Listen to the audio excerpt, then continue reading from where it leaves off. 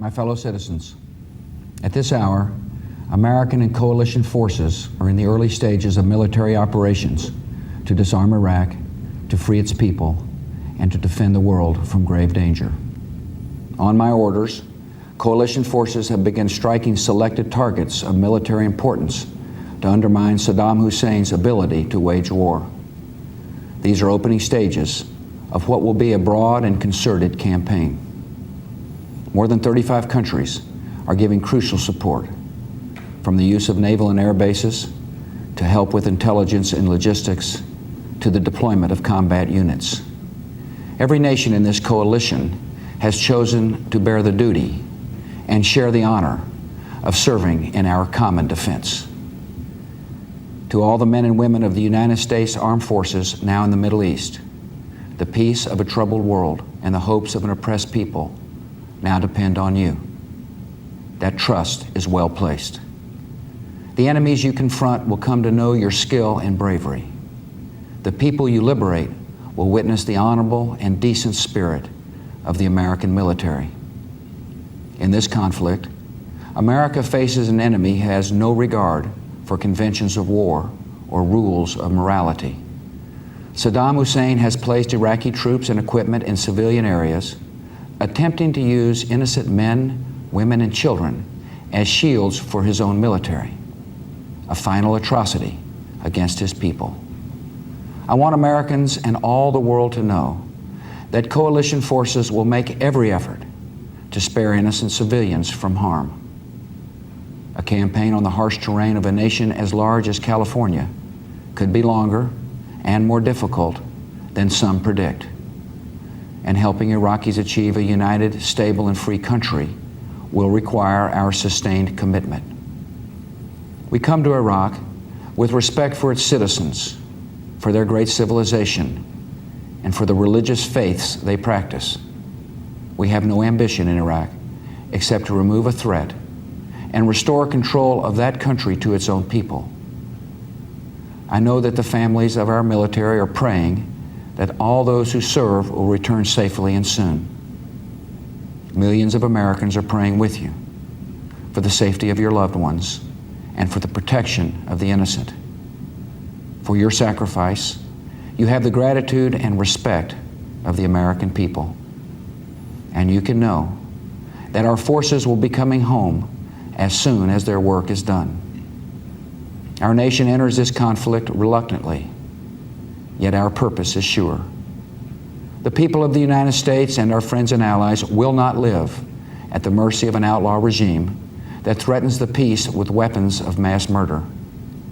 We will meet that threat now with our Army, Air Force, Navy, Coast Guard, and Marines, so that we do not have to meet it later with armies of firefighters and police and doctors on the streets of our cities.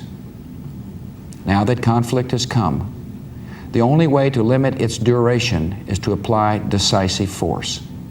And I assure you, this will not be a campaign of half measures, and we will accept no outcome but victory. My fellow citizens, the dangers to our country and the world will be overcome.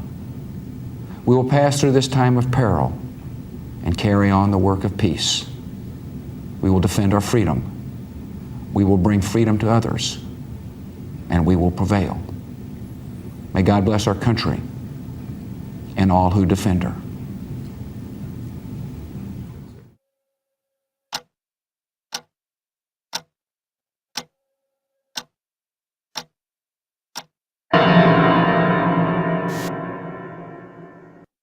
He's got the whole world in his hands.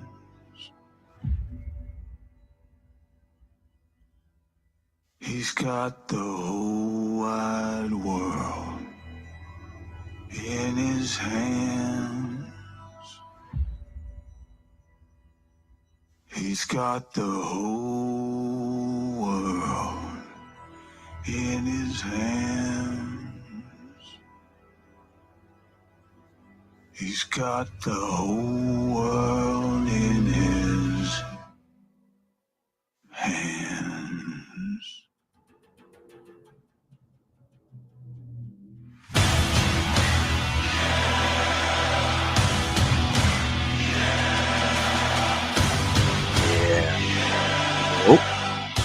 Welcome. Welcome back to an episode of the Ministry of Truth. I am your number one host on this show. Losing as fast as I can gain. I'm just kidding. Zippity. Satan's Chicken Rooster Jesus Soup. Satan's Chicken Rooster Jesus. I said it right the first time. One hell of a tongue twister. So, judging by the first 4 minutes of this video, can anybody guess what the topic is going to be today? No? Well, you guys know I'm going to fucking tell you anyway. Operation Iraqi Freedom. The invasion and why we invaded. Why did we invade? I still don't know. But anyway. The wool was a little bit over my eyes back then because I was young, hard charger, and I just wanted to fight. Not like today's soldiers who are a bunch of pussies. And you know what? I have mental health PTSD from basic training. Yeah, fuck you, dude. Anyway. Let's get into the song of the morning because why the fuck not? And it's a good one. It's boxes. Hey, sometimes life has got you feeling restricted. So what we gonna do? Yo, we're gonna be free. Let them have it, Rocco. Here we go. Take your pants off. Take your fucking pants off. Take your pants off. Take your fucking pants off. Take your pants off. Take your fucking pants off. Everywhere we go, we taking pants off. Okay, I got my pants around my knees, feeling free, especially when the wind gusts. I love that breeze, it's that PANTSOFF, never less. Am I blessed? Hell yes. I must confess though, zero fucks to give, so I'm day drinking scotch, pants down when I'm playing hot scotch. You might be judging, but I don't mean no harm, cause I'm shaking girls' hands with my baby arm. Come on. This world is crazy, but you have to believe. I don't wanna live my life without my silky. Take your pants off. Come on, you want the program. This is how we ride. Take your pants off. Take your fucking pants off. Never felt so right. Fort Bragg, pants off. Blackland, pants off. Fort Hood, pants off. Coming up. Taking pants off. Pendleton, pants off. Fort Campbell, pants off. Benny, pants off. We taking pants off every single day, living like there's no tomorrow. In my silkies, I feel like I'm a superhero, cause I'm flowing, going, never slowing, chilling my spot, you know I'm rolling, hands up, pants down, kill a motherfucker when you hear my sound. You might wanna hate, but I gotta be honest, my silkies even won a wet t-shirt contest. If you wanna roll with us, then you know where to go. Pull them silkies up and show your milk camel toe. Woo! We like to party, we like to rock. Pull down your pants and do the helicopter cock. Helicopter cock, helicopter cock. It's like a giant fan. Helicopter cock, helicopter cock. Doesn't have to be a man. Helicopter cock, helicopter cock. Helicopter cock, helicopter cock. I whip this motherfucker out and blow your fucking socks off. Helicopter cock.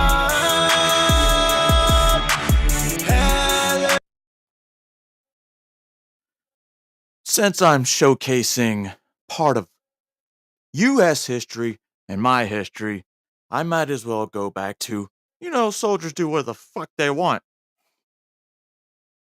Yes, you are on the wrong helipad, so, I recommend staying, hanging out. But like I said, man, we're going over Operation Iraqi Freedom, and, I sit back and think about It's it. the 21st. I joined in 1999, before it was cool to join the Army, right? Yeah, it's totally a spoof, man. We do that shit all the time. But we do wear silkies. Well, Rangers do. I was thinking about my career. I was in 20 years. I spent maybe 4.5 years in Iraq out of 20. I spent well over 10 years overseas during my 20-year commitment. privilege. And I saw a lot. I kind of remember this. I necessarily wasn't in the Baghdad invasion, but we came in through Mosul to get an airfield there. And I was supposedly one of the last, not the last, I was the first mass convoy to start heading south at the end of Operation Iraqi Freedom, the beginning of Operation New Dawn. So I was there for 2 different campaigns, bruh, along with Afghanistan. But this will explain why we got involved. A lot of people know it's all bullshit, because what does Iraq have to offer? What was Saddam Hussein doing that was really so bad? He's a dictator, right? Cool. Why didn't we go take over Venezuela when they had a dictator? How come we didn't liberate Cuba? It's weird. How come we haven't actually gone in and liberated Ukraine from Russia? Because that was all in the name of freedom, right? Freedom and democracy. Democracy is not what this country was founded upon. That's what they want you to think. Because it always leads you to tyranny. But don't ask Google that. They give me some bullshit answer. Trying to prove a point to my daughter.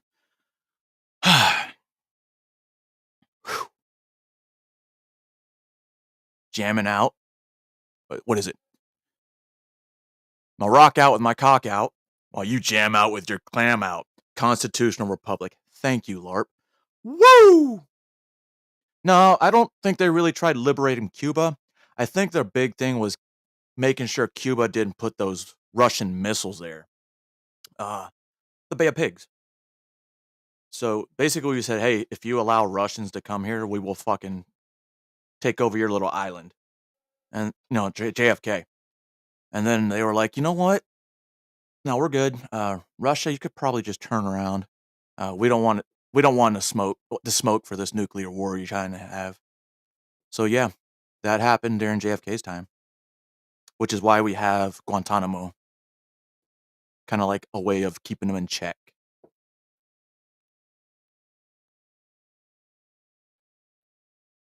It's the 21st of November 2001. It's been just 72 days since the event we are censored from mentioning on YouTube, henceforth referred to as Event A. As a meeting of the National Security Council draws to a close in the White House Situation Room, right? President George W. Bush Jr. takes Secretary of State for Defense Donald Rumsfeld aside to speak with him in private. What kind of war plan do you have for Iraq? How do you feel about the war plan for Iraq? Bush asks. Rumsfeld explains that the department was conducting a review of all of its standing war plans, some of which were in dire need of updating, but Bush insists, let's get started on this, and get Tommy Franks looking at what it would take to protect America by removing Saddam Hussein if we have to. Bush does not explain why Iraq is now a priority, but with this short conversation, the fuse is lit, and the United States has embarked on... It was weapons of mass destruction, guys. Tony Blinken said they were there, guys. John Bolton said they were there, guys. They must have been there.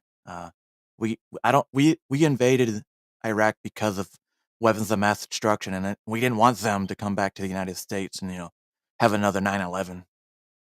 Right. And I'm bald. On the path to a controversial war. This video will explore, without justification or criticism, the road to the invasion of Iraq in 2003. Hello, Laura. Saddam Hussein's regime and the United States only rekindled diplomatic relations in the early 1980s, as Iraq was embroiled in a bitter struggle with revolutionary Iran. Ayatollah Khomeini's revolutionary government we always help was the country, and in turn they stab us in the back a couple years later, a decade or so. Perceived by the United States to be a threat to the established order in the Middle East. Furthermore, Iran had held US embassy staff hostage, then, in the following years, had actively attacked US interests in Lebanon and contested the freedom of navigation of merchant ships in the internationally vital Persian Gulf. It was in this context of the early 1980s that, despite Iraq starting the Iran-Iraq War, Saddam Hussein was viewed by the US as the lesser of two evils. Accordingly, the Reagan administration consistently supplied Iraqi forces with dual-use industrial and logistical equipment to help in the industrial-scale war effort, as well as loans and other financial aid to prop up the faltering Iraqi economy. The extent of American support grew when Iraq seemed on the verge of defeat, and waned as they became more successful. It appeared to many that the US wanted neither side to decisively win the conflict for the sake of regional stability. This became increasingly apparent to the Iraqis. Iraq could not be considered an ally of the United States, but as the Iran-Iraq War drew to an end, the American State Department believed that Saddam was slowly moderating in his views. Accordingly, there was hope that by keeping Iraq US aligned with financial aid, the United States could use this aid to influence Saddam Hussein into reining in and further moderating his tyrannical style of ruling and antagonistic foreign policy. US-Iraq relations dramatically reversed on the 2nd of August 1990, after Saddam Hussein's invasion and occupation of Kuwait. Despite public warnings from then defense... True story, my parents are both deployed to Operation Desert Storm, Desert Shield. Both of their time put together during that combat, 72-hour war. During one deployment, I got in more firefights than they did. I spent more time in country than they did, which is weird because I got in, how do I say this? Within my first month, I got more firefights than they had total, which was, all I had to do was get one. One of many. I don't know, but I'm going to check it out since it's there. Give me a second.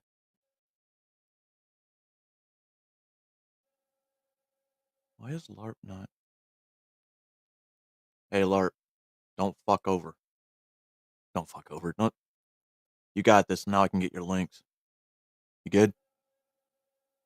Secretary Dick Cheney and other US diplomats, Saddam Hussein believed he had secured American approval for his invasion. The Gulf states, such as Kuwait, were considered partners by the United States, and Iraq's invasion of such a partner was met with outrage in Washington. The allegations of war crimes and human rights abuses by Iraqi soldiers only inflamed tensions. After 5 months of talks, diplomatic efforts and embargoes, the United States Security Council passed Resolution 678, authorizing the use of force to evict the Iraqi army from Kuwait.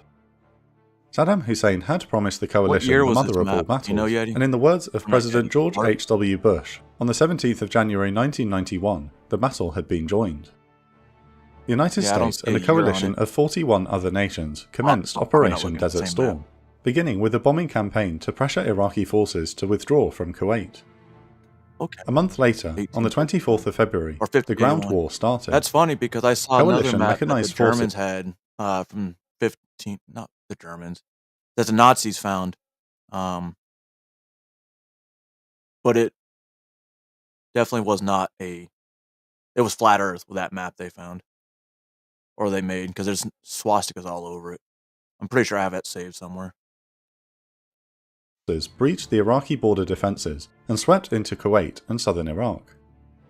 The US-led coalition ground forces won a spectacular victory against the Iraqi army and the Republican Guard, driving them out of Kuwait after just 100 hours of combat.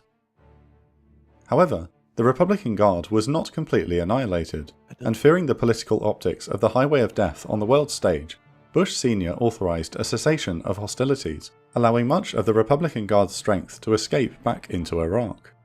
This victory sparked widespread jubilation among US servicemen, statesmen, and the public at large, yet the outcome was far from perfect. While Kuwait had been successfully liberated, President Bush Sr.'s administration had no clear end state for Iraq in mind. Wait, so both in the lead-up to the ground campaign, on February 15, 1991, President Bush Sr. delivered an oft-repeated speech, calling upon the Iraqi army and the Iraqi people to overthrow Saddam Hussein. Meanwhile, US psychological warfare units dropped leaflets over Iraqi positions, similarly calling upon them to overthrow their government. During the air campaign, several attempts were made to assassinate Saddam Hussein via airstrike. Yet, despite these efforts, there was little appetite for overt US involvement in any regime change. Few in the Bush administration, including the president himself, seriously expected any revolution to occur, and if it did, fewer still wanted the United States to be involved. Notably, I was talking to my parents, back when we spoke. This is like maybe a couple years after the war, or that war. And they told me like there was literally no fighting. They would go up, start marching. They never went in Saudi Arabia or Iraq. They would get close to the border and they would put their weapons down, hands up, and start walking backwards toward the U.S. troops. They didn't want the smoke. CENTCOM Commander-in-Chief General Norman Schwarzkopf opposed continuing the advance onto Baghdad, citing that the US had no mandate to do so and would lose support from the Arab coalition members. In 1992, he elaborated, arguing that, had we taken all of Iraq, we would have been like the dinosaur in the tar pit. We would still be there, and we, not the United Nations, would be bearing the costs for that occupation. Oh, well. Looks like he predicted the fucking future. Way to go, douche nozzle. Schwarzkopf. Yet, on the 1st of March, spurred on by President Bush Sr.'s encouragement, Iraqi uprisings began. The 1991 uprisings emerged from the two largest and disenfranchised groups in Iraq, Sunni. the Shia Muslims in the southern half of Iraq and the Kurdish peoples of northern Iraq. While Saddam Hussein's we had to deal with the Kurdish people, but surprisingly enough, the people on the other side coming from Turkey, they were definitely more than willing to help us at the beginning.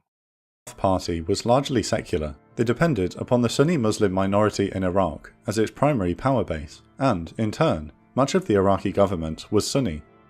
Thus, the Iraqi dictator harboured a deep distrust of Iraq's majority religious group, the Shia, whose religion he actively suppressed. Delusioned in defeat, conscripted Shia soldiers in the Iraqi army began to rebel and actively fight against Saddam's government, pushing north towards Baghdad. The Kurdish peoples in northern Iraq had fought a long-running insurgency against Saddam's regime.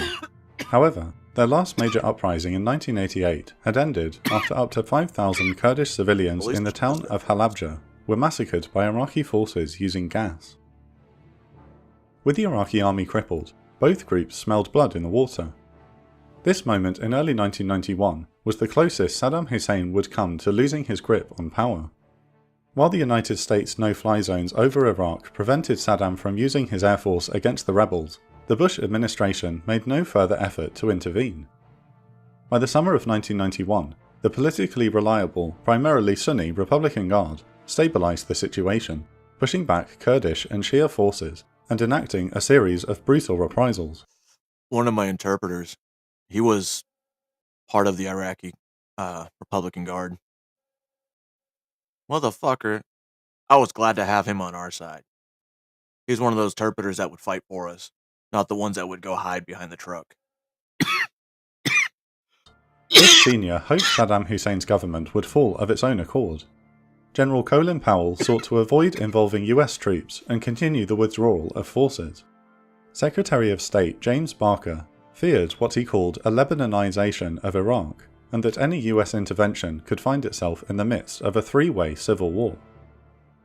Then Secretary of Defense Dick Cheney concurred with Powell and Barker, and similarly advised the president against intervening to aid the Shia uprising. Speaking to PBS in 1996, he claimed that he was not an enthusiast about getting US forces and going into Iraq, explaining that, "I felt there was a real danger here that you would get bogged down in a long drawn-out conflict." Through 1992 and 1993, Saddam Hussein steadily recovered his grasp on power, and slowly but surely began acting more and more provocatively in the region as his confidence returned. In 1993, Kuwaiti authorities tipped Well, George Herbert Walker Bush. I'm just kidding, he's not doing the white supremacy salute. Or is he? We know he likes to traffic kids and use them for personal gain while he was the Vice President of the United States. off by the CIA, arrested 17 individuals on suspicion of attempting to assassinate former President Bush Sr., while he and his family visited the country. After questioning by the Kuwaiti security services and the FBI, several of the plotters admitted to working on behalf of the Iraqi intelligence service. In his first major confrontation with Iraq, President Bill Clinton ordered the US Navy to retaliate, launching 23 cruise missiles at the Iraqi intelligence service headquarters in Baghdad. That's In early crazy. That October was 19... Bill Clinton was the first president that I served under. Served. I feel fucking old now. 1994, Iraq deployed 64,000 troops, including 2 Republican Guard divisions, to the Kuwaiti border, a move which bore stark resemblance to their force build-up in 1990 prior to the invasion of Kuwait. In response, the United States launched Operation Vigilant Warrior and, along with the United Kingdom, rushed additional air, naval and ground forces to Kuwait to deter a second invasion. Iraqi forces stood down at the end of October. Due to these events and Saddam Hussein's continued survival, the Clinton administration still considered Iraq a key threat to regional security and had adopted a policy of containment. Many of the sanctions and economic constraints placed on Iraq by the UN for invading Kuwait in 1991 were still in place, such as the Oil for Food program. But as the years passed, they showed little sign of affecting Saddam Hussein's government, and instead the suffering was predominantly felt by Iraqi citizens. While still not committed to intervention, President Clinton directed the Central Intelligence Agency to explore options to engineer regime change in Iraq. Uh-oh. By 1996, one such attempt was nearing fruition. After months of work, CIA and MI6 field officers had recruited a cadre of senior Iraqi army generals who sought to launch a coup against Saddam. Operating from Jordan, the American and British agencies provided communications, logistics and planning support to the coup plotters. However, Saddam Hussein had carefully oriented his regime and his security services against the threat of coups from the army and other areas of government.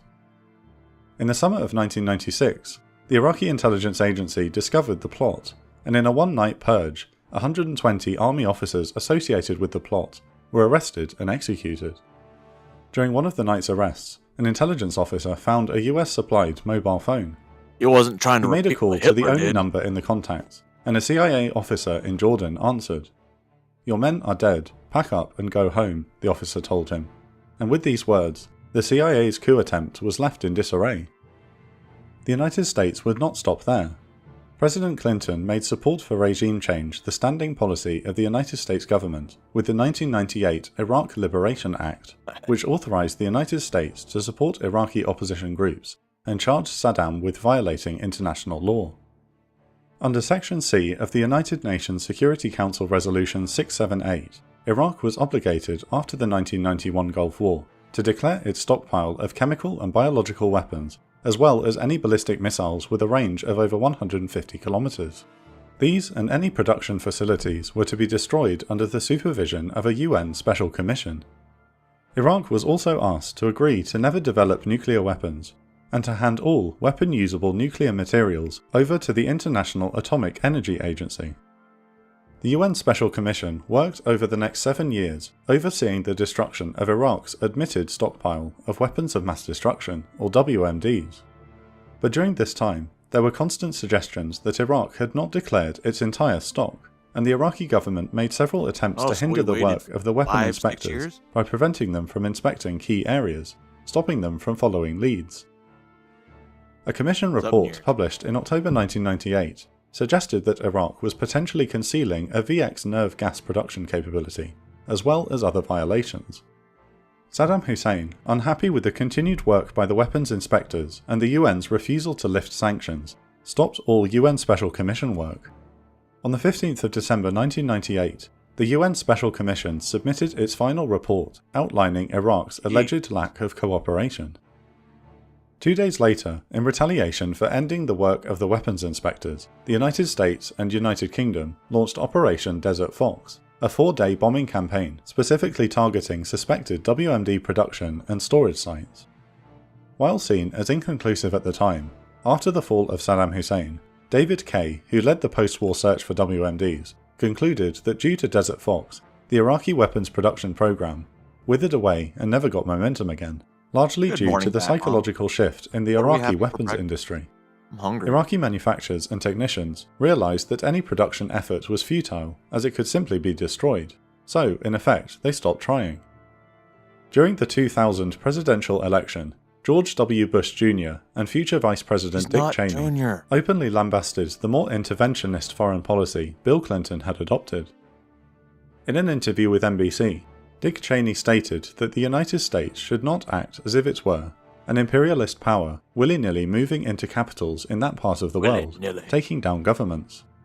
Bush and Cheney's opponent was Clinton's Vice President Al Gore. Oh, hell yeah. Gore believed in continuing Clinton's policy of containing, but not I'll be invading downstairs in a minute. Iraq. Nonetheless, Bush and Cheney prevailed in one of the closest, most controversial elections in American history.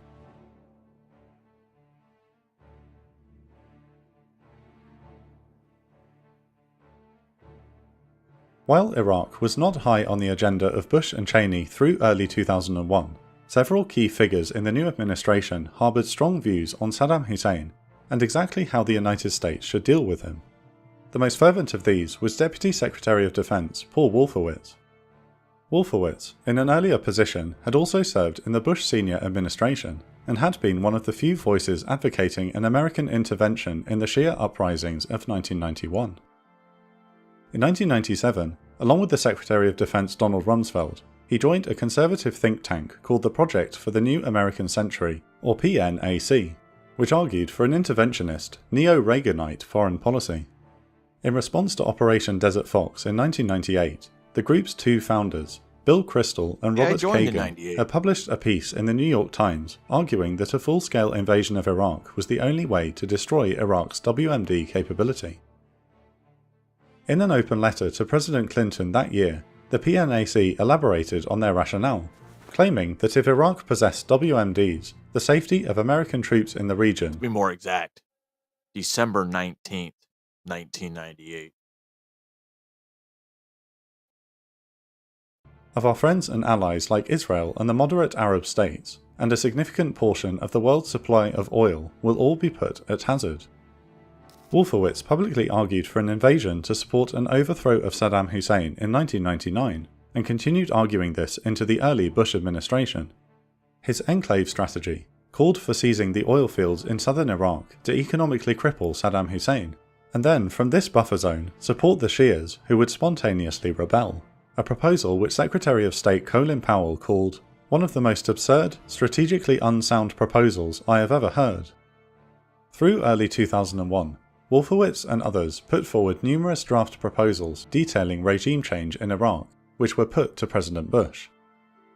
In an interview with renowned political journalist Bob Woodward, Bush recalled that an increasingly concerned Colin Powell urged, "Don't let yourself get pushed into anything until you are ready for it. This is not as easy as it is being presented."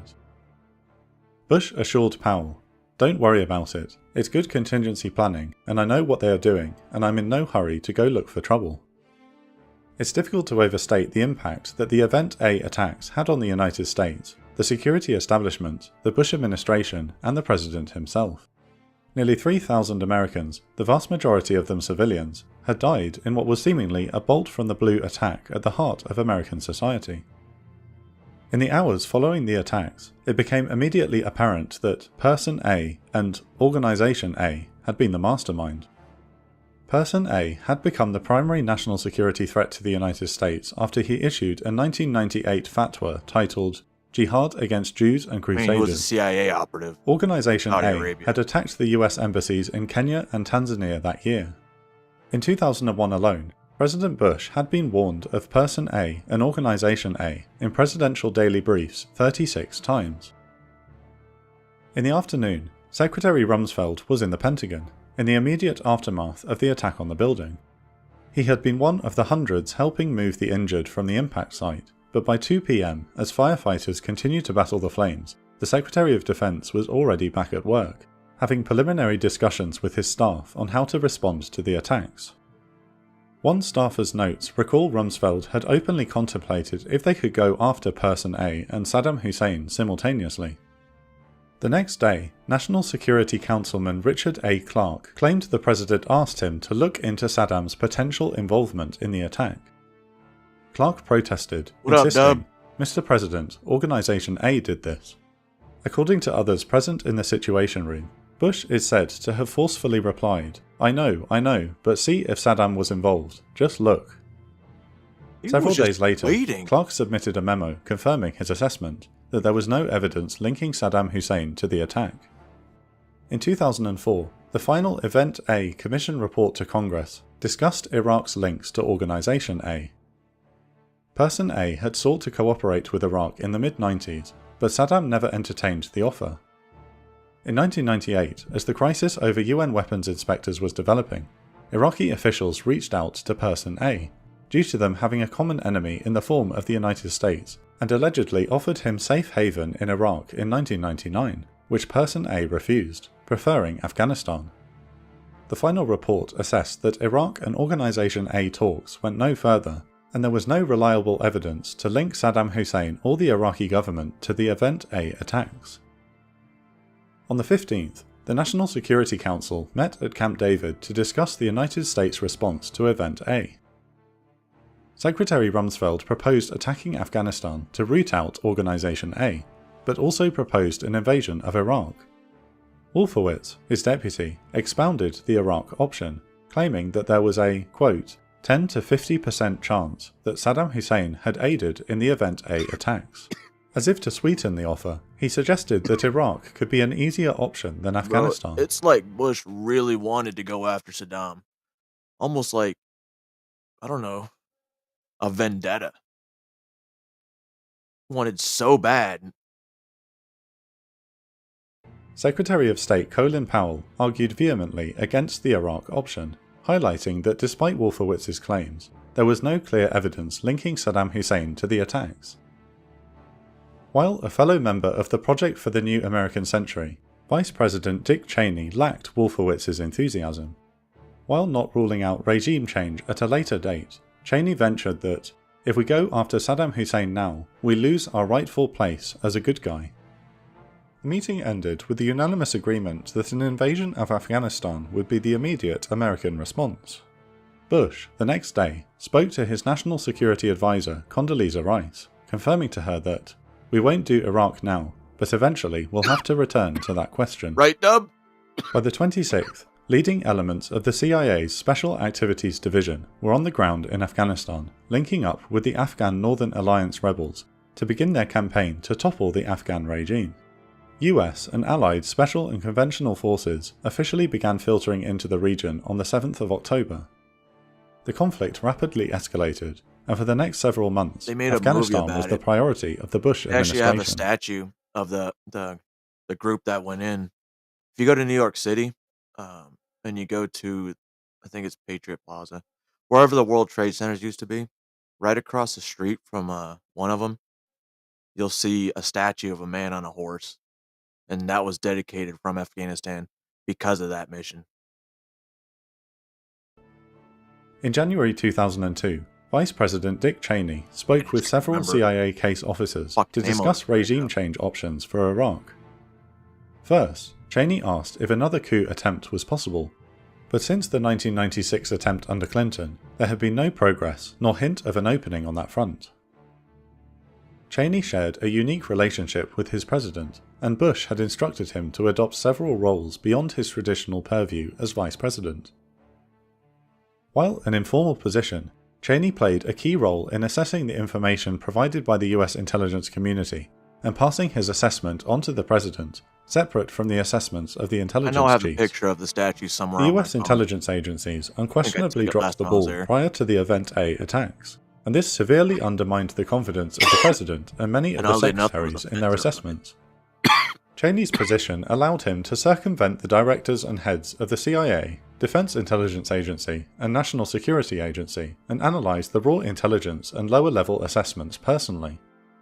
In addition to this second source of intelligence analysis, Cheney delved deeper into this role, acting as what Bob Woodward would call the self-appointed examiner of worst-case scenarios. It appears that a combination of the shock of Event A and his fixation with worst-case threats may have caused his stance on Iraq to harden from his 1996 opinion. Satisfied that a coup attempt in Iraq was not viable, Cheney immediately defaulted to the military option. CIA officer Louis Ruder claimed Cheney replied, "We made a mistake last time. We're going to correct that mistake this time." On the 29th of January, so it was President revenge. Bush made his 2002 State of the Union address. In this speech, he coined the axis of evil, the trio of Iraq, Iran, and North Korea, who the United States now considered potential adversaries.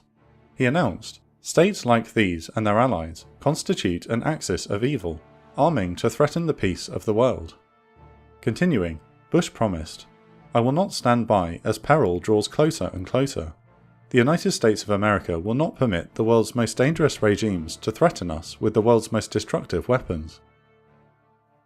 As the Department of Defense and US Central Command hectically thrashed out preliminary invasion plans, a speech the President delivered at West Point in July of 2002 summarized his new approach to national security threats. To the assembled US Army officer cadets, Bush announced that, "We must take the battle to the enemy, disrupt his plans, and confront the worst threats before they emerge. If we wait for threats to fully materialize, we will have waited too long." Like, I'm gonna tell you right now, at that time, I was young. Like I said, young, dumb, and full of cum, as I like to say, right? And I'm like, shit, I signed up to go to war. Fuck it, that's my job. Let's do this. I'm gonna defend. I'm gonna help liberate this country. After that first 6 months, realized, no, that's not what we're here for. We could care less about these people. And the more and more I went back, it was more relevant that we're not helping them. We're helping politicians' pockets.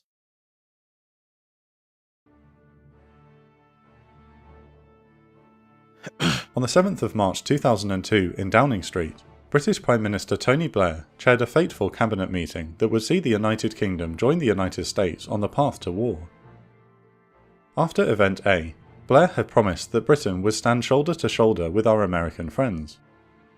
This was no empty statement, and MI6 and British Special Forces had played a key role in the invasion of Afghanistan in 2001. But the British government had sensed a shift in American priorities towards Iraq. According to the later Iraq inquiry known as the Chilcot Report, Sir Richard Dearlove, the chief of MI6, had informed Blair in late February that the United States had abandoned the previous policy of containment and was now set on war with Saddam Hussein. The 7th of March cabinet meeting concluded that regime change in Iraq would be desirable in view of Saddam's human rights abuses and potential WMD capabilities, but only if authorized by a United Nations mandate. The issue for Prime Minister Blair was that as part of policy discussion in early 2001, the Foreign Office had officially as having no basis in international law. So, the United Kingdom had to participate with a more apparently altruistic motive for it to be lawful. Citing declassified reports from the British Joint Intelligence Committee, or JIC, the 2016 Chilcot Report assesses that British intelligence services were highly sceptical of the US claim that Saddam Hussein was cooperating with Person A or Organisation A.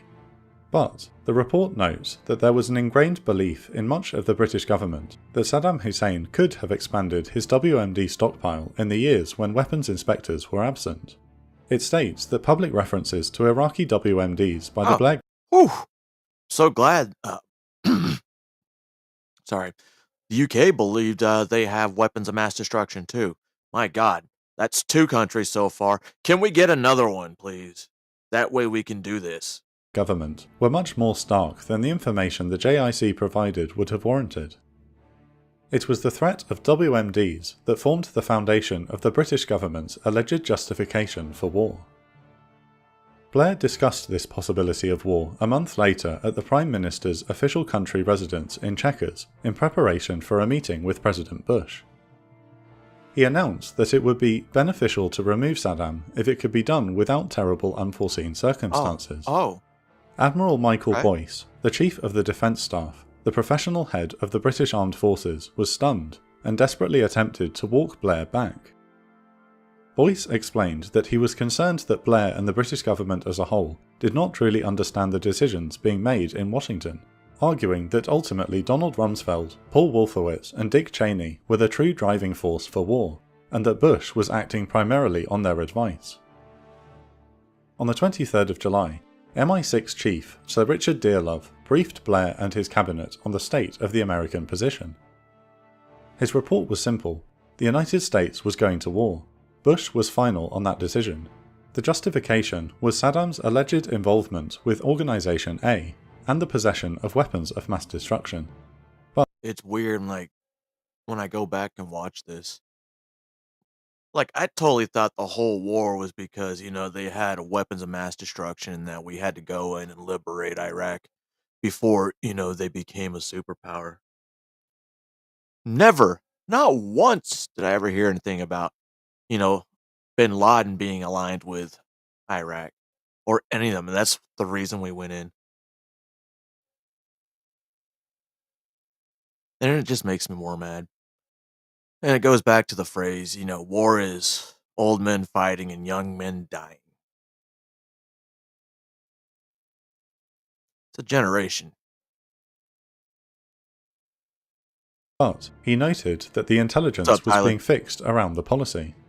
British Foreign Secretary Jack Straw was evidently concerned about the WMD justification. After asking Dearlove several questions on the subject, Straw concluded, "It seemed clear that Bush had made up his mind to take military action, even if the timing was not yet decided. But the case was thin. Saddam was not threatening his neighbours, and his WMD capability was less than that of Libya, North Korea, or Iran." By August, events in Washington were beginning to move quickly. Public debate was beginning to increase regarding potential military action against Iraq. As the weeks went by, President Bush was briefed more and more regularly by Donald Rumsfeld and CENTCOM Commander General Tommy Franks, discussing the finer details of the Iraq operation. Colin Powell grew increasingly anxious, fearing that the president did not understand the short and long-term ramifications of a potential invasion. Powell seized his opportunity when he was invited to a private dinner with the President and National Security Advisor Condoleezza Rice on the 5th of August. As they ate, Powell pressed home the fact that the United States would be solely responsible for the well-being of the Iraqi people, that the war could destabilize US allies such as Saudi Arabia and Jordan, as well as other negative points he felt Rumsfeld and Franks were glossing over. Right. Bush appeared receptive, so Powell put his most critical argument forward.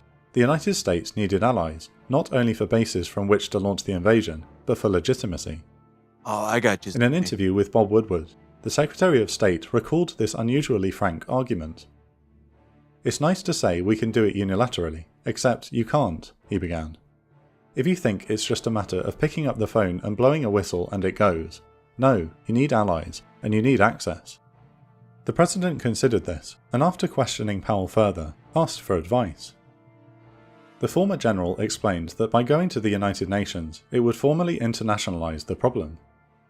As he explained later, the UN was technically the aggrieved party, as it was their resolutions that Saddam was allegedly violating. Though, Bush had to accept that the United Nations may be able to resolve the crisis and avert war. After several hours of discussion, Powell and Rice felt sure they had convinced Bush of an international and coalition-building approach. On the 26th of August, Dick Cheney, at a speech for the Veterans of Foreign Wars, almost entirely disregarded Powell's UN approach and derided the possibility of forcing Iraq to accept more weapons inspectors. Concerned that Bush was being steered from the agreed course by hawkish elements of the administration, Powell met with his British counterpart Jack Straw. Straw recalled in an interview with the BBC that he had told Powell that the United Kingdom would not be able to join the United States without a United Nations mandate, because it would be unlawful and there would be no parliamentary or popular support otherwise. To force this point, Prime Minister Blair flew to the United States, joining President Bush and Dick Cheney at a meeting in Camp David.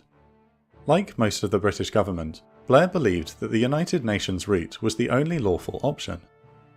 A classic theme of Anglo-American relations is the belief amongst British leaders that with careful diplomacy, they can quietly influence the United States government and persuade it to take a more moderate course. In line with this questionable tradition, Blair committed the United Kingdom to follow the United States down the path What of up, war Yeti? to its completion, insisting that they were not just fair-weather allies. Blair had now firmly placed the UK in the American camp. Bush listened intently as he explained that his government needed a UN resolution to gain parliamentary support for the conflict. Making no commitment, the president waited as Cheney delivered his own argument, insisting that the United Nations route was only likely to entangle the United States. Bush considered these options and was won over by Blair and Powell's international approach. All that remained to be done now was to sell the war. God damn, man. It just sucks knowing that we were pawns.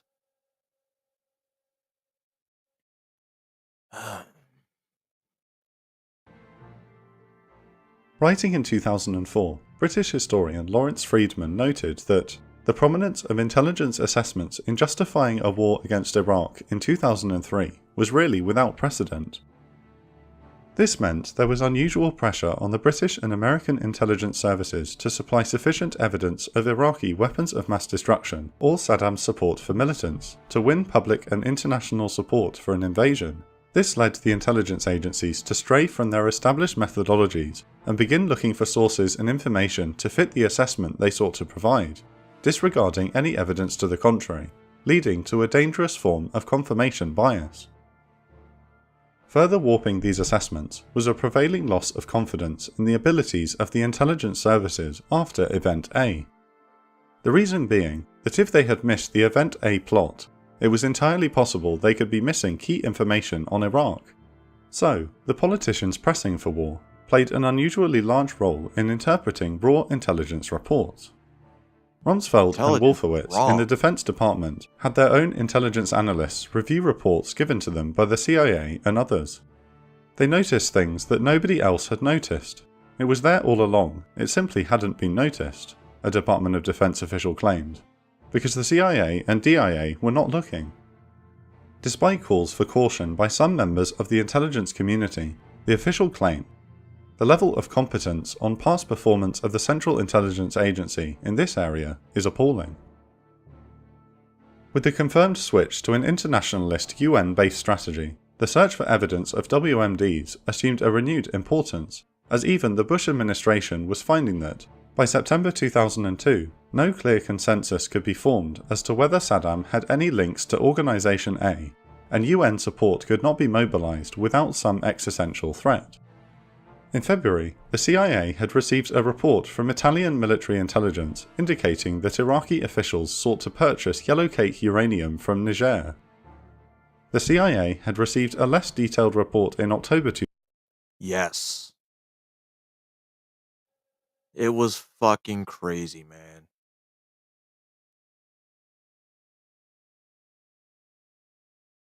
It's crazy watching this now.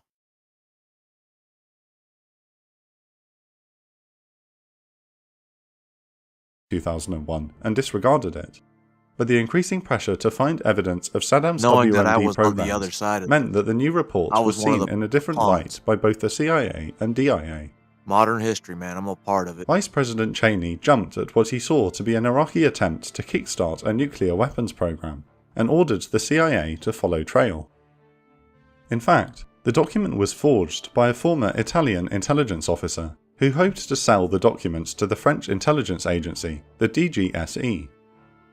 The DGSE Whole quickly fucking became world wise wanted to the this. forgery and refused to buy, but dispatched a team to Niger to double-check the claims. Niger's uranium mining industry was dominated by a consortium of French energy companies, procuring the uranium for use in nuclear reactors, so if there were any truth to the allegation, it could cause great harm to French interests. The DGSE officers confirmed that the story was completely baseless, and the documents were forged. This finding was relayed back to the United States by the CIA's station chief in Paris, Bill Murray. Even not with Bill this Murray. assessment, the CIA only narrowly blocked a reference to the supposed uranium deal being included in President Bush's speech to the United Nations on September 12th. The President's address to the UN General Assembly was the formal beginning of the UN approach. Over the course of the 26-minute speech, He warned that, with every step the Iraqi regime takes towards gaining and deploying the most terrible weapons, our own options to confront that regime will be narrow. Arguing that the overlap of a viable Iraqi WMD program and Iraq's alleged sponsorship of enemies of the West posed a grave tandem threat to the United States. He concluded by calling for the UN to issue a new resolution to prevent Saddam from gaining weapons of mass destruction. Meanwhile, in London, Prime Minister Blair was growing increasingly concerned about public opinion. The anti-war movement was beginning to build steam. In 2001, the British government had released an intelligence dossier that successfully demonstrated. Bro, you know how hard it is right now to try and focus on this, and then, like a dumbass, I put Spartacus in the background, and now every few seconds, blood! Oh! So, I'm gonna try and pay more attention, guys. Sorry. The link between Event A and Organisation A. So, Blair instructed the British intelligence agencies to repeat the process with a preliminary dossier that September. On the 5th of September, Alistair Campbell, Blair's director of... Bro, we must have realized the same fucking time then. At least you learned it while you were still in high school. I learned it while I was being fucking blinded by it. Communications, met with the head of the Joint Intelligence Committee and, despite warnings from the JIC chairman that there was very little actionable intelligence on an Iraqi nuclear program, Campbell told the intelligence chiefs that the dossier needed to be revelatory. While he was not a member of the commission, over the following weeks, Campbell closely supervised the construction of the dossier with the JIC. His proximity and alleged input from Prime Minister Blair led to accusations that the dossier's claims were embellished for greater impact. Made public on the 24th of September, it claimed, Iraq was seeking an indigenous ability to enrich uranium to the level needed for a nuclear program, and, if Iraq obtained fissile material and other essential components from foreign sources, they could produce a nuclear weapon in between 1 and 2 years. Iraq had attempted to procure... I went all around that country. I never saw any nuclear reactors. So...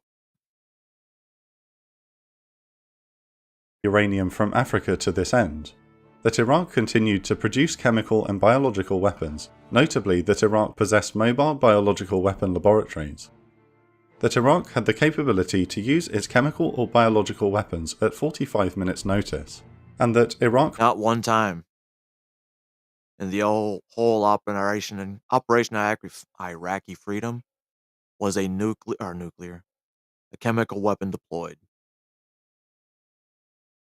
I can tell you, like, it was so rare that I didn't even carry my pro mask with me. There was no fucking reason to. There was no threat. So that throws that shit out the window.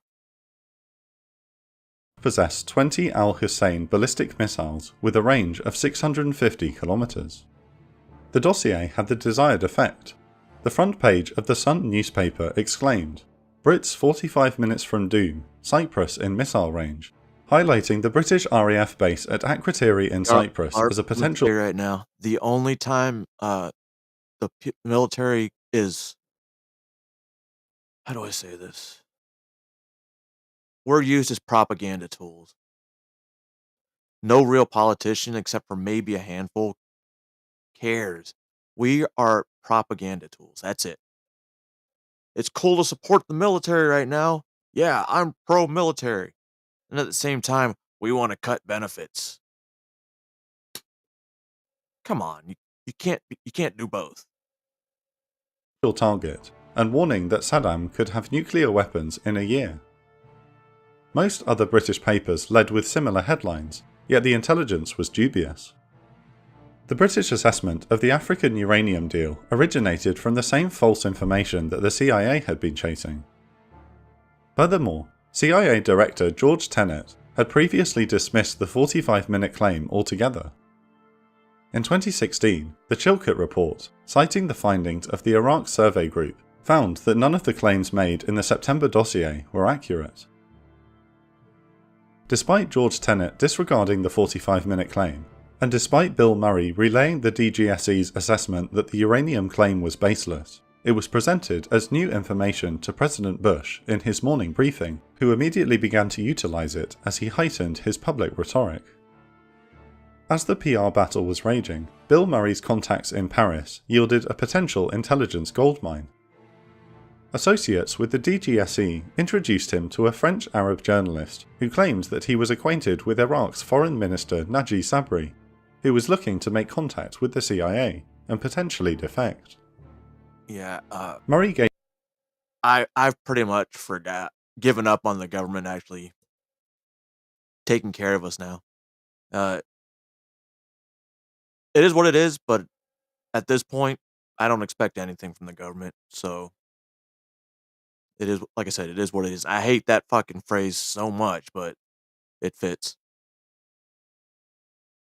gave the journalist a series of questions to ask Sabri concerning Iraq's WMD programs. To prove that the conversation took place, Murray provided him with a tailor-made suit for Sabri to wear while addressing the UN General Assembly the next day. Sabri, to this day, denies being in contact with the CIA. I was looking, I read somewhere this morning, I'm going to have to verify it, but they're saying that the new draft for the males 18 to 26 will be an automatic draft for anyone like 18 to 26 of American citizenship or of immigrant status. Now ask yourself why we've been allowing military-age males to come into this country over the past 3 years. But while he gave his speech to the floor of the United Nations, he was allegedly wearing Murray's suit. The journalist relayed the foreign minister's answers. Iraq had no active WMD programs. Sabri allegedly admitted that there may have been leftover chemical munitions from before the 1991 Gulf War, but there was no new production, and there was no nuclear weapons program whatsoever. The head of the CIA's Iraq Operations Group, Louis Rueda, was not convinced, arguing that Sabri's word could not be trusted while he was still part of Saddam's government. Therefore, this intelligence meant nothing unless he defected. Murray managed to bring the matter to Director George Tenet's attention, who passed this to the White House for Bush and Cheney's consideration. The reply echoed Rueda's rebuttal. On the 1st of October, the CIA published its 2002 National Intelligence Estimate on Iraqi weapons of mass destruction. The estimate stated with confidence that Iraq was actively pursuing a nuclear weapons program and harboured significant stocks of chemical and biological weapons. Yet, the actual evidence cited in the estimate was minimal compared to the certainty of conclusions in the document. To evidence Iraq's nuclear weapons program, the estimate claimed that the procurement of aluminium tubes pointed to an attempt to build nuclear centrifuges to create fissile material, even though the Department of Energy disagreed with that assessment. The estimate also claimed that Iraq had converted trainer aircraft into unmanned aerial vehicles for the sole purpose of spraying biological agents over targets. Somewhat dramatically, the estimate posits the idea of these drones being launched close to the continental United States to conduct attacks with biological weapons. The report also claimed that Iraq held substantial undeclared stockpiles of up to 500 metric tons of mustard, sarin, GF and VX gas. The State Department under Colin Powell offered a far more conservative estimate which was included in the report, which did not accept the existence of a nuclear weapons program. However, this had little bearing on the estimate's conclusions. Weird. On the second day, the next day, the Joint Resolution for the Use of Military Force Against Iraq was introduced to Congress. There was relatively little debate on the floor over the resolution. Pulitzer-winning writer Thomas E. Ricks suggests that this may have been due to the long shadow of the Democratic Party's opposition to the 1991 Gulf War. He explains that all Democratic Party presidential candidates had been those who had broken party rank to vote in favour of Operation Desert Storm, thus escaping the contemporary Republican accusation that the party was unable to handle national security. With this in mind, he argued, many Democrats feared being seen as soft. The resolution passed both houses and was signed into law by President Bush on the 16th. The threat of force leveraged by the US at the United Nations was now approved by Congress, and, domestically, the President now had the legal authority to commence hostilities at any time. Meanwhile, Colin Powell and his State Department staffers were busy drafting and editing what would go on to become United Nations Security Council Resolution 1441. The first draft had been drawn to the design of Dick Cheney and Secretary Rumsfeld. It took a hardline approach, calling for an automatic trigger to resolve the WMD issue by all necessary means, should Iraq be found to be violating UN resolutions by a new wave of UN weapons inspectors. However, in private discussions, Powell found that none of the temporary or permanent members of the Security Council would support it, not even their allies Britain or Spain. France offered the greatest resistance. After 7 weeks of tedious negotiations, Powell's final draft secured unanimous support at the Security Council. As implemented on the 8th of November, the resolution warned that Iraq would face serious consequences if it refused to comply with new UN weapons inspections or concealed information.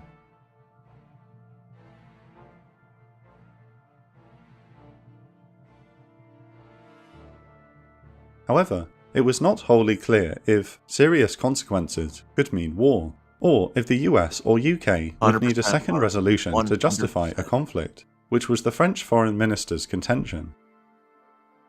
The Bush administration felt it had forced Saddam Hussein into an... Same reason I'm against a mandatory military service in this country is because what are you're giving everybody, whether legal, illegal, criminal or not, the ability to learn military tactics. That's fucking smart, right? Let's teach the worst of the worst from other countries how to be better fighters. You know? Because they were just prisoners that came here. They were asylum seekers from all over the world. And they want to let them get drafted. You know what? I'm going to say, get the fuck out of my country. I didn't fucking die bleeding, have friends, and give up a good majority of my life for this. I love this country with everything I have. But this government does not. 37% of this country, give or take 15, doesn't care about this country. But it's the majority, or minority, making it bad for the majority, so that they can even it out.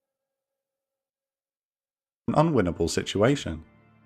In a briefing to the press, an administration spokesman outlined the predicament. If Saddam Hussein indicated that he has weapons of mass destruction, and that he is violating the United Nations resolutions, then we will know that Saddam Hussein again deceived the world. If he declared he has none, then we will know that Saddam Hussein is once again misleading the world, because we have intelligence information about what Saddam Hussein possesses. On the 7th of December, as mandated under Resolution 1441, Iraq submitted a 12,000-page brief to the United Nations, detailing its chemical and biological weapons stockpiles. However, the head of the UN Weapons Inspection Team, Dr. Hans Blix, was not confident in the Iraqi brief. Team Cheney America, argued you see to that the shit? rest of the national security was not They confident used the Team America one. Fuck yeah. in the Iraqi brief. Cheney argued to the rest of the National Security Council that the report was obviously false, due to it not admitting to the new WMDs that Cheney's intelligence suggested Iraq possessed. This meant that Saddam had lied, and this was grounds for war.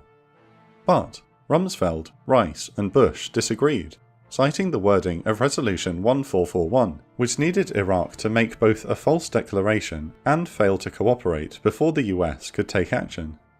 On the 21st of December, President Bush received a briefing in the Oval Office on the final case for Iraqi weapons of mass destruction.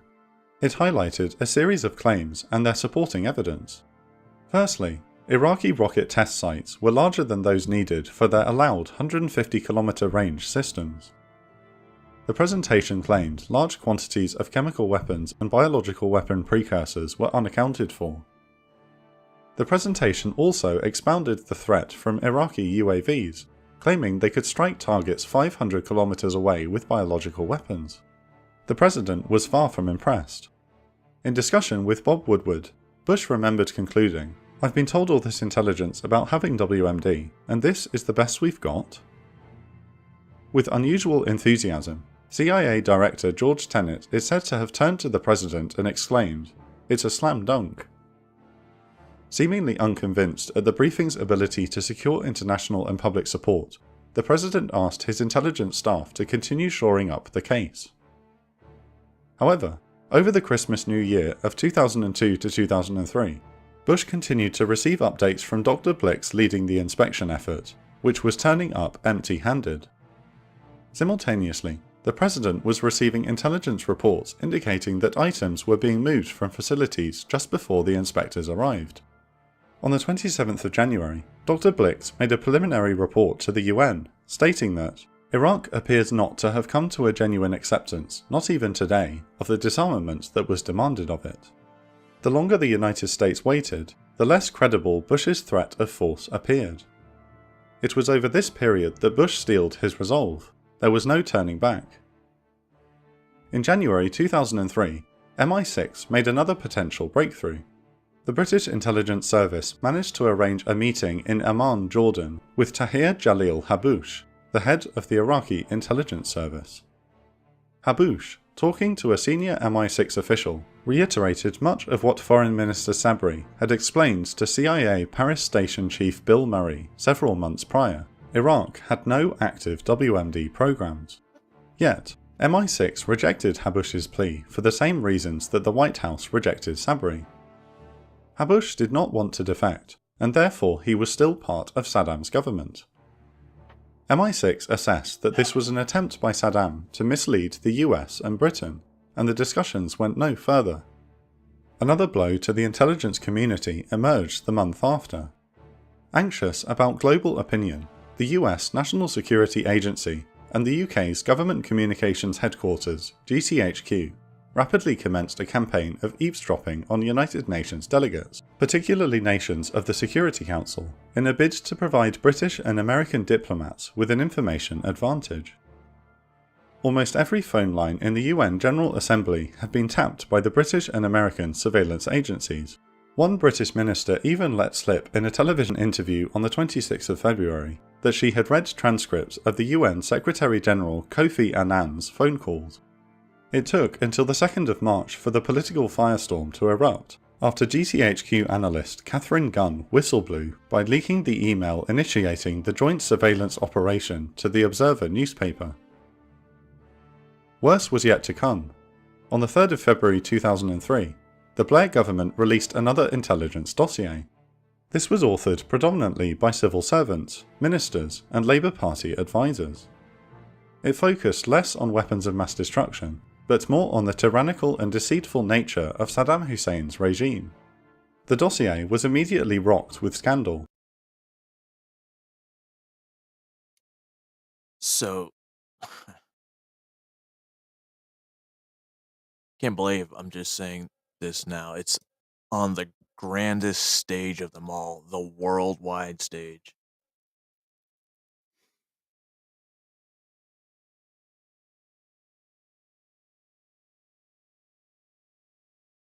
They saw it coming. People warned them. The people that they were trying to warn brushed it off. And you brushed it off.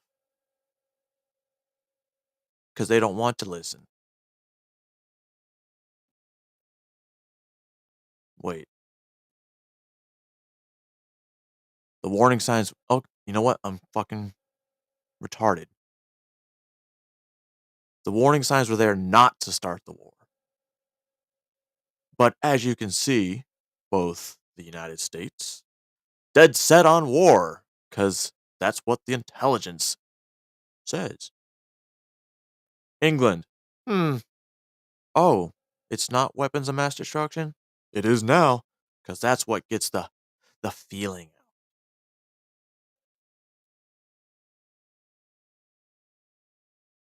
These motherfuckers should be charged with war crimes.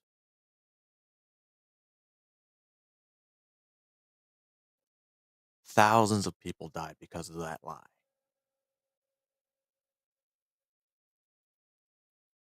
As it was discovered that large chunks had been plagiarized from a University of California postgraduate thesis authored by an Iraqi student. Critics labelled it the dodgy dossier, and the name stuck. This amateurish approach angered the British intelligence services, who were tainted by the dossier they had not written.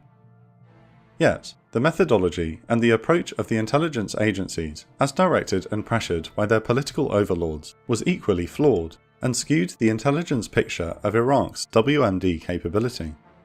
US President Bush, Vice President Cheney, and British Prime Minister Tony Blair had all made strong statements indicating Iraq's WMD capabilities in mid-2002, before there was any adequate intelligence to suggest such capabilities. The assumption had been made by national leadership that Saddam Hussein was attempting to revive his chemical, biological, and nuclear weapons programs. Those damn Any intelligence to the contrary, even that from the mouths of senior Iraqi leaders behind closed doors, was treated with great skepticism.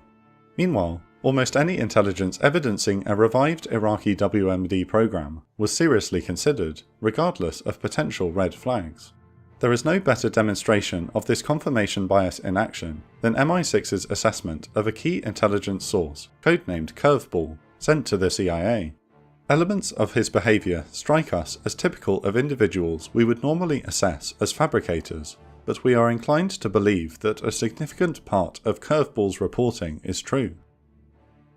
Curveball was an Iraqi defector and chemical engineer called Rafid Ahmed Alwan al-Janabi. Having fled Iraq to Germany, Janabi fed the German intelligence agency, the BND, key information that informed earlier British accusations of mobile biological weapons laboratories and other secret facilities. In 2011, he admitted in an interview with the Guardian newspaper that he had drawn on his chemical engineering education to convincingly fabricate his entire testimony, in the hopes that Saddam would be overthrown and democracy brought to his home country. With hope for a diplomatic solution, and even a second UN resolution fading, President Bush decided that all of the United States and Britain's evidence for Iraqi weapons of mass destruction and support of militant organisations needed to be presented to the United Nations prior to the commencement of hostilities. Bush selected Colin Powell, by far the most trusted member of the government according to polling data, to compensate for the comparatively thin evidence. "You can afford to lose some poll points," Cheney is claimed to have coldly commented. Nevertheless, on the 5th of February, armed with this intelligence, Colin Powell went to New York and began his now infamous televised speech.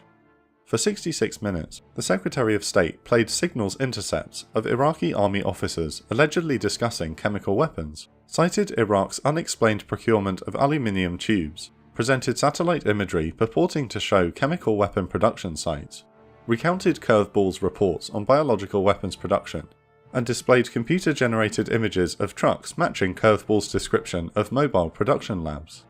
He then switched to alleging that Saddam Hussein had actively sponsored Organisation A, and that Iraq was in the process of training Organisation A associates to use chemical and biological weapons. Powell's speech no doubt helped mobilise domestic public opinion towards conflict with Iraq.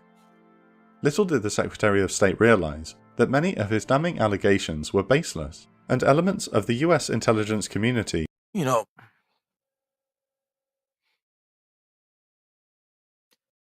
one of the core Army values is integrity.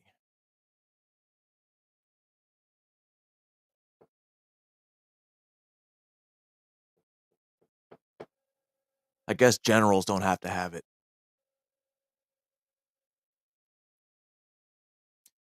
I wonder who he was getting kickbacks for. Because he was against it, all of a sudden, yeah, I'm just gonna fucking lie. I wonder if he got stock or got some good position on one of these big companies like Boeing or Lockheed Martin.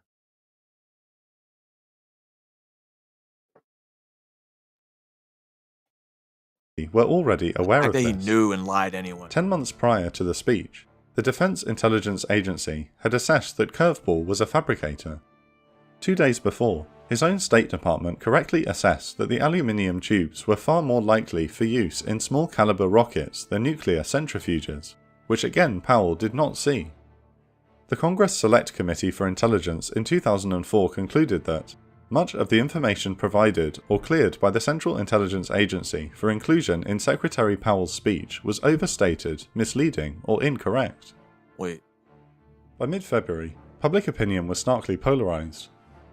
Polling conducted by the Pew Research Center between the 12th and 18th of February shows that 66% of Americans supported the war against Iraq, and 57% believed that Saddam Hussein had aided in the Event A attacks. Yo, The and British that's public was less all enthusiastic. due to the mainstream media propaganda. You repeat a lie enough times, people will eventually believe it's fact. That is the truth. As long as you keep saying it and beating it into their fucking heads. Just like Ukraine needs our help. No, they fucking don't.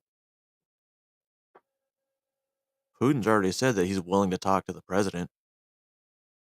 Oh, I'm sorry. The future president. But nevertheless, YouGov polling from 2003 shows that 54% of Britons supported an invasion of Iraq. Despite this widespread support, the 15th of February saw the largest anti-war protest in history. 3 million demonstrators marched in Rome and a further 2 million in London. In New York, hundreds of thousands marched, chanting and carrying placards reading slogans like "Not in my name," "Don't bomb Iraq," and "No blood for oil."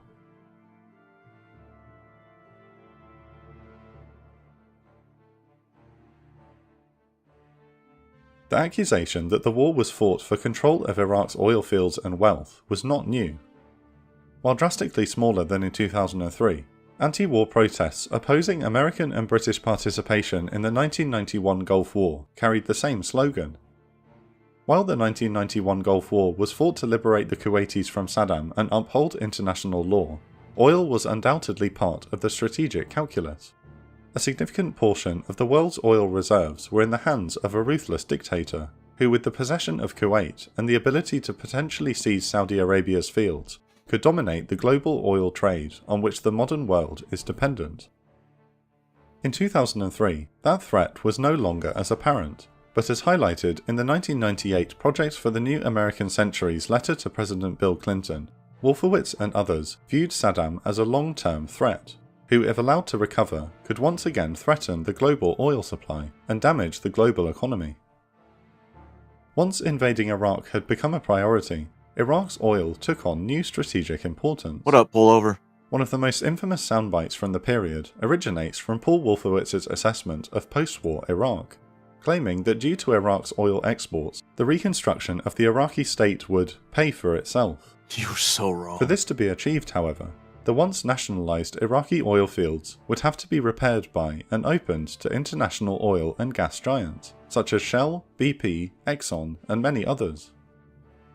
However, the conduct of these oil companies, and of US politicians prior to and after the conflict, has led to controversy.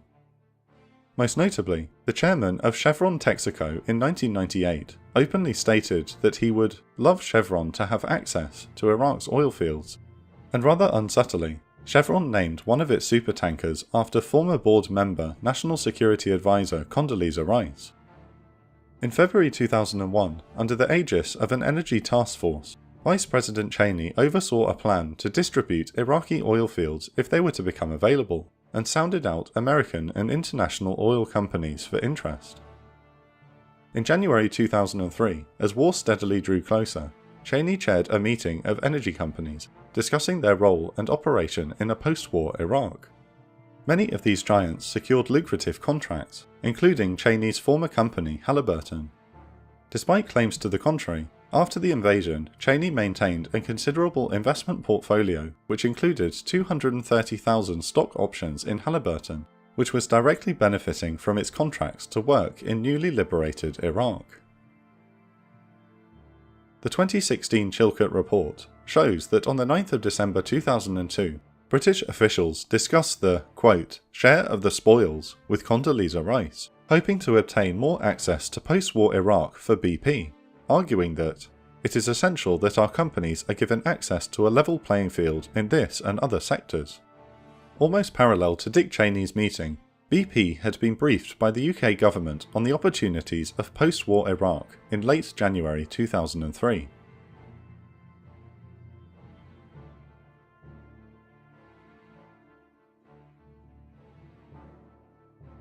Another key area of controversy is the legality of the war itself.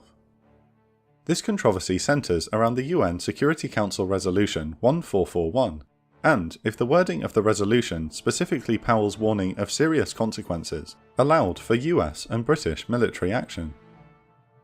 The contemporary American and British explanation hinges on the wording of Resolution 1441.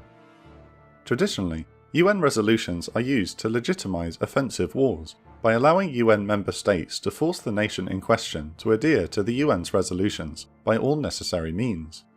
All necessary means is a diplomatic euphemism for war, but during Powell's negotiations, the French would not vote in favour if all necessary means was included in the text. Powell managed to secure their support by using the more ambiguous phrase, serious consequences. Resolution 1441 outlines that for Iraq to face serious consequences, it would have to omit or make a false statement about its WMD arsenal and refuse to comply with the inspections outlined under the resolution. The traditional explanation is that, with the 12,000-page report on the 7th of December, Iraq had omitted key information. The second offence was Iraq's alleged moving of WMDs and sensitive materials to prevent weapons inspectors from finding them. This claim of two violations formed the US government's legal justification for the invasion. However, not all actors were convinced by this rationale. Prime Minister Blair had met with President Bush in the Oval Office on the 31st of January, hoping to secure American support for a second resolution, which would unambiguously justify military action. However, both Vice President Cheney and Secretary of State Powell felt this would be impossible. In March, Blair asked the Attorney General of England and Wales, Lord Goldsmith, for his legal opinion on war based on Resolution 1441. The British Cabinet received their initial reply on the 7th. Goldsmith argued that there had to be particularly solid evidence of a breach of terms of Resolution 1441, and he advised seeking a second resolution. After a week of discussions and deliberations, on the 17th of March, Goldsmith gave his revised legal opinion to Parliament. His justification is somewhat complex. There are three key United Nations resolutions involved. Resolution 678, which allowed the coalition to use all necessary means to evict Iraqi forces from Kuwait in 1991. Resolution 687 set out the terms of the ceasefire ending the First Gulf War. A key part of the terms of the ceasefire was that Iraq should destroy its WMD capability. Goldsmith argued that Resolution 1441 confirmed that Iraq had violated the terms of the ceasefire in Resolution 687, and that 1441 served as a final warning. Then, due to Iraq's alleged continued failure to comply, the clause allowing the use of force in Resolution 678 was automatically revived. In effect, the British government was acting as though the new conflict was a continuation of the 1991 Gulf War. I'm sorry? The following day, the International Commission of Jurists in Geneva issued a statement arguing that any action against Iraq would be in flagrant violation of the UN Charter, as they argued Article 1441 did not constitute a plausible legal basis for attacking Iraq, and there was no realistic case for self-defense. In 2004, UN Secretary-General Kofi Annan would also openly condemn the invasion, arguing it was blatantly illegal and had violated the UN Charter. Nevertheless, Goldsmith's judgment was good enough for Prime Minister Blair and allowed him to secure majority support in the House of Commons for military action against Iraq. The United States government maintained that Resolution 1441 provided legitimate justification for military action.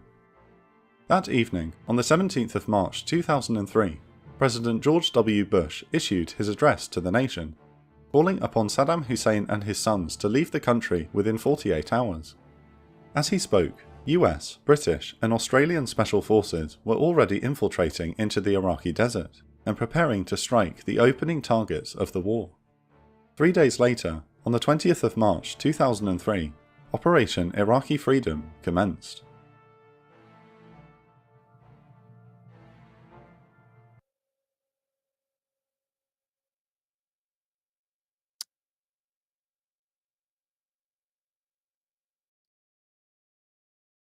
Yeah. On the 20th Fucking crazy, right?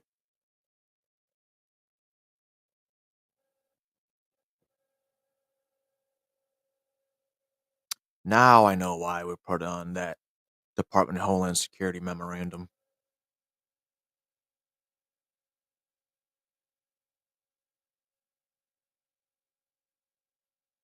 Glad I'm fucking high right now. Oh, it's bullshit, man. All to make people richer. More power to you guys. Think you should go to jail. Definitely do. But you know what? It happened. What can we do except for sit back? From this desk. Shut up. Hold on. Let me make sure I got this right.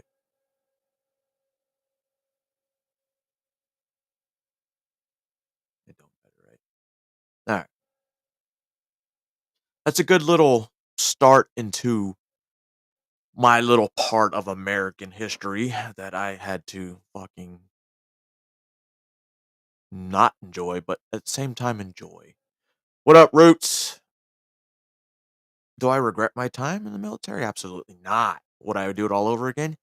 100%. Would I change anything? No, I can't say that I would, because everything leads to something. But we wouldn't have been put in that situation if it wasn't for the lies of all these intelligence agencies saying, yeah, there's weapons of mass destruction there. We promise you. We seen it. We got reports. Even though we got reports from their own government saying, no, we really don't. We don't. And guess what? They didn't. Yay us. Not telling y'all how to think, I'm just telling y'all to think, and, well,